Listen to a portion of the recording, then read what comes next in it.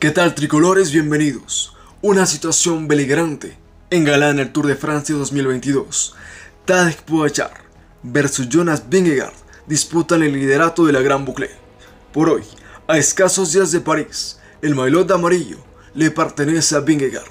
Una riña empática en todo el sentido de la palabra, entre un esloveno y un danés que realzan lo genuino del ciclismo. Pero este duelo no es de la actualidad, sino ya viene desde el 2021, cuando Richard Carapaz, sí, Richard Carapaz, peleaba por el podio del Tour de Francia. Pluralidad de historias que nos dejó la edición pasada del Tour, pero hacemos memoria y viajamos a la jornada número 17. Una de las muchas dimensiones bellas del deporte reside en la posibilidad cierta de escribir epopeyas sin sangre. Decía el Tour de Francia antes de dar inicio a la etapa reina. Quizá lo decía en adelantado de lo que íbamos a vivir. Nos remontamos a Moret, punto latitudinal de la partida del día. Tadej Pogačar era líder unívoco, por lo que se vestía de amarillo. Jonas Vingegaard encajaba en el segundo lugar de la clasificación general y Richard Carapaz completaba el podio, pero llevaba encendida la llama de poder hacer más cosas en su semblante. El país estaba pendiente de lo que podría ser el carchense, y digo ello por la altimetría de la fracción, que tenía las condiciones de alta montaña. Metafóricamente hablando, un día para la especialidad de Richard.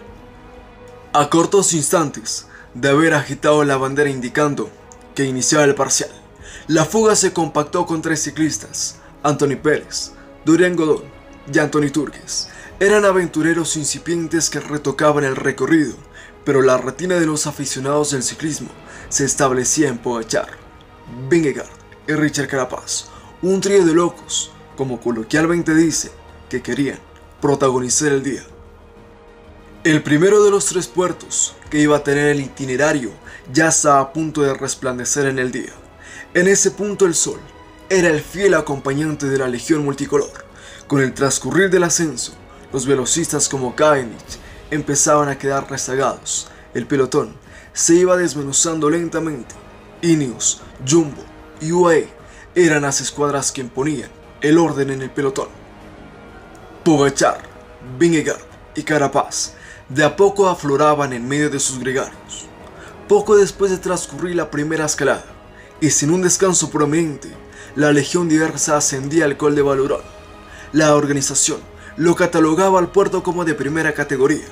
Para aquel entonces, Nairo Quintana no gozaba de un gran puesto en la clasificación general e intentaba cuajar una escapada y así volver a celebrar en un lugar lleno de misticismo que él ya ganó, pero enfrente tenía todo el UAE imponiendo con tostudez su ritmo. El ataque del colombiano se desvanecía rápidamente. La segunda escalada fue marcada por el demarraje de Nairo y por los pedalistas de la escapada, que en medio de una gran batalla disputaban los puntos de la montaña. Asimismo, el color blanco fulguraba a cabeza de pelotón, indicando que los Emirates eran los dueños del paso. En un abrir y cerrar de ojos, la multitudinaria caravana descendía, lo que sería el último paso antes de ascender al último puerto. El Col de la Portette es el pico más alto de los Pirineos franceses, pero más que ello, lleva en su semblante una vasta historia del ciclismo.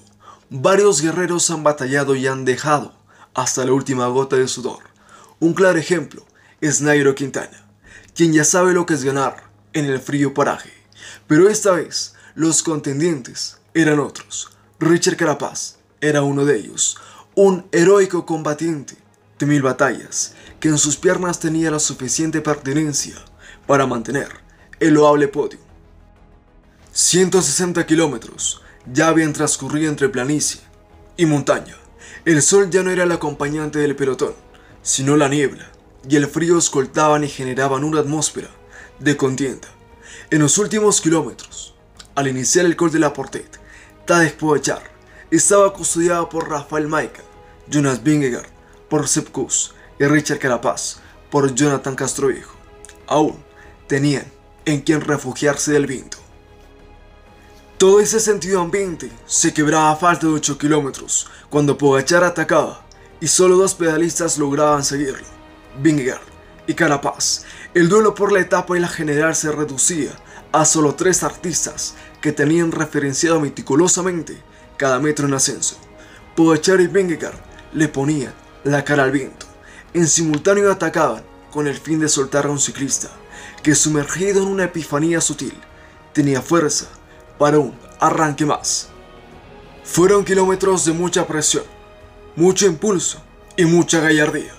Ninguno de los 3 guerreros quería ceder, hasta que a falta de 900 metros, desde el flagelo del exiguo trío, arrancaba Richard Carapaz. Sí, el tricolor, y ponía en un gran estupor a 2 fieras en el ciclismo. Pogačar, dejándose lo último, lograba pertenecer a la rueda de la locomotora, que su rostro lo expresaba todo, y Vingegaard se quedaba rezagado por un momento. El demarraje fue fugaz, pero a la vez complejo de seguirlo. Solo los mejores ciclistas del mundo podían detenerlo.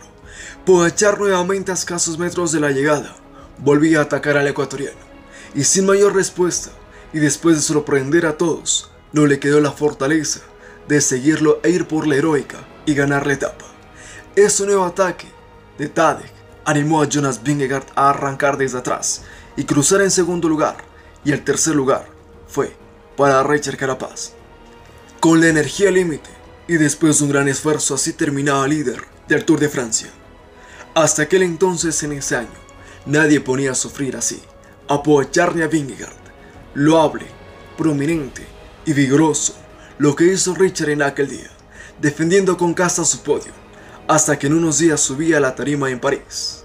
Un día que no cansaría de volver a repetir, simplemente una de las historias de la monografía de Richard Carapaz. No te olvides de suscribirte y dejar tu like. Somos el Tricolor TV.